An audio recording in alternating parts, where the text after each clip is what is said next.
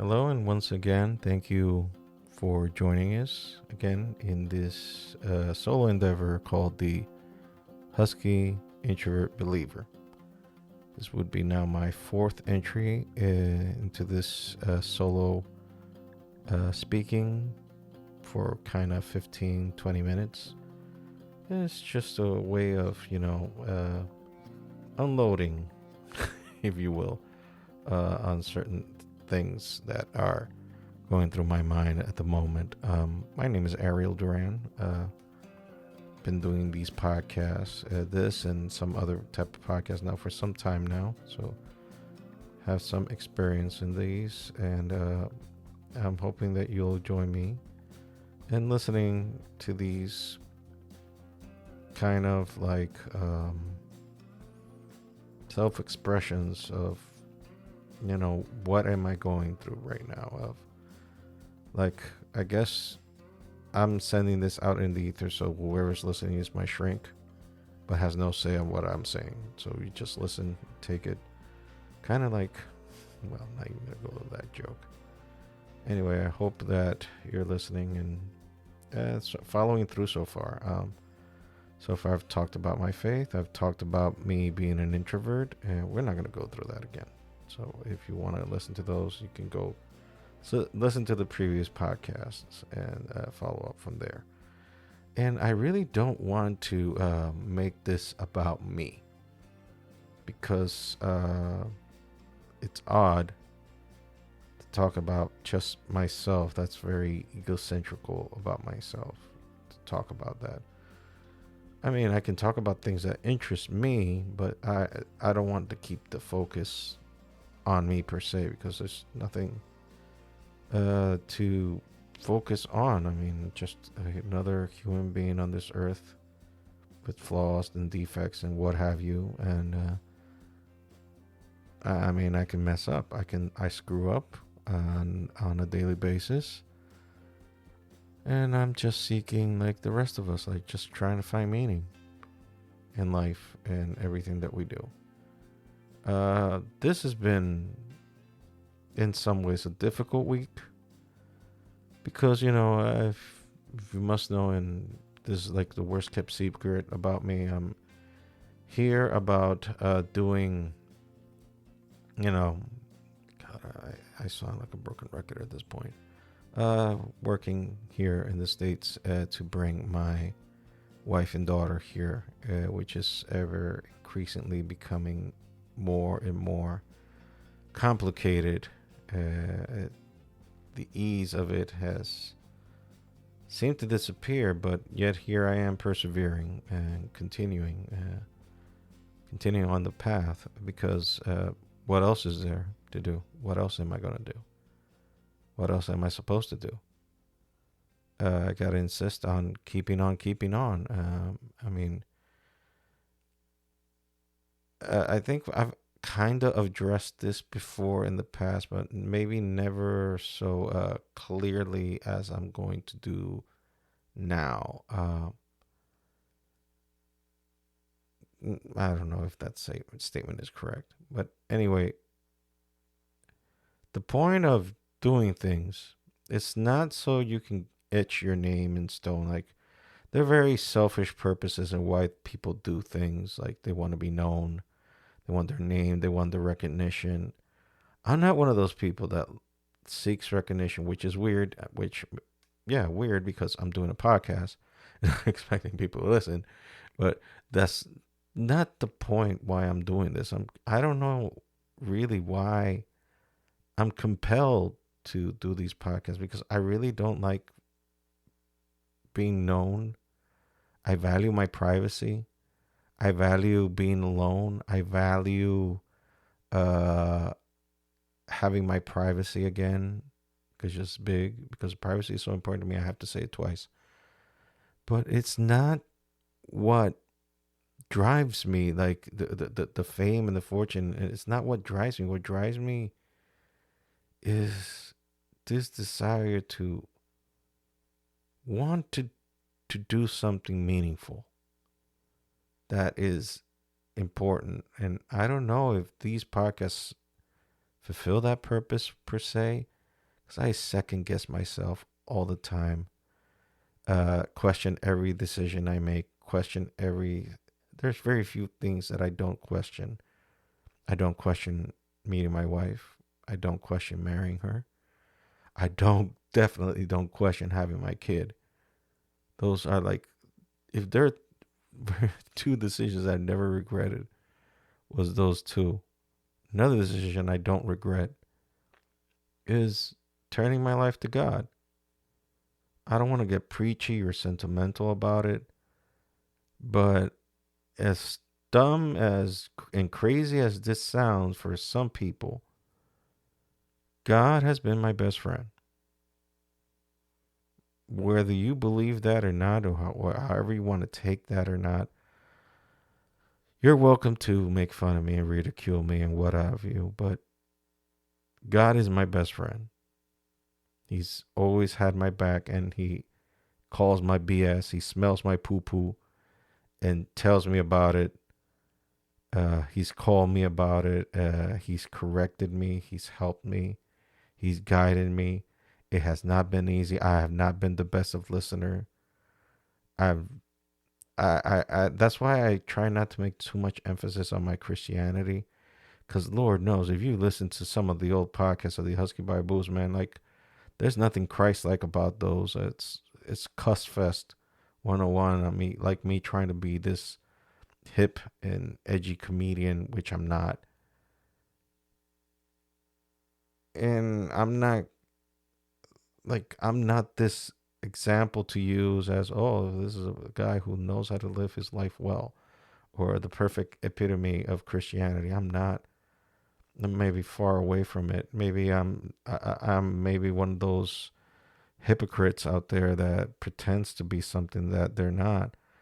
But maybe the difference between me and some of those hypocrites out there is that I don't lie about it. I'm not BSing you. I'm not lying to you. I'm not telling you I'm this or that. I'm telling you the truth that I am flawed to the bone.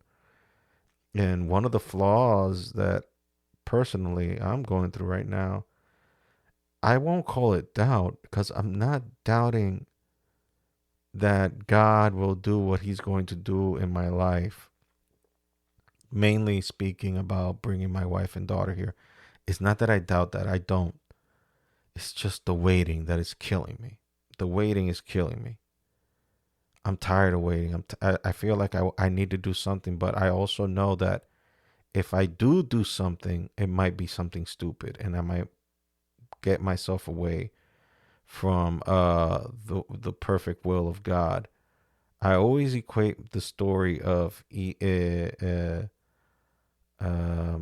Abraham when he his wife Sarah, they both were waiting to have a kid. God promised them to have a kid, and Abraham, I think, when God promised him, he was like what, in his late to like 70s, 80s, something like that, and Sarah was also not young. And also, Sarah was barren. She couldn't have any kids. I mean, how the Bible knows that she was barren and they tried any kids? I guess they tried. That would be the definition of how they would know. Like, how will you know you don't have kids? Well, we try really hard. How did you try? Let's not go there. Anyway, let's not go there. Yeah, let's not go there. So I guess they tried, and I mean, as much as they tried, no belly, no bun in the oven, nothing. Just plain old same status. So I guess they were like, well, it wasn't for lack of trying.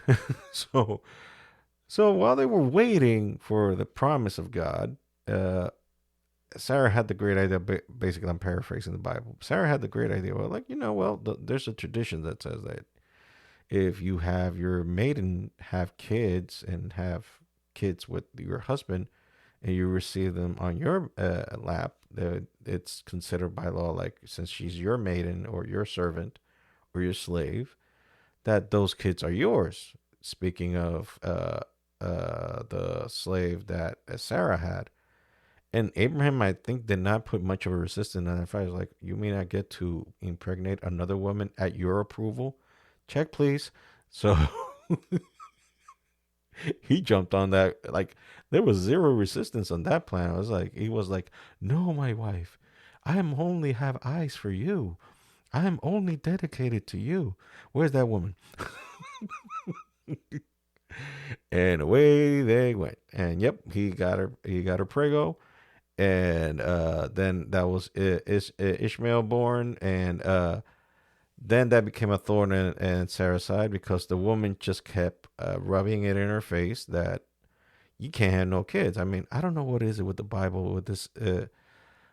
At those times when those stories happened, that this obsession that women had to have kids, like if you didn't have kids, like you ain't, you know what? And the slave was just rubbing it in her face, in Sarah's face, and Sarah was like, you know what? Kick this fool out of the house, and the kid too.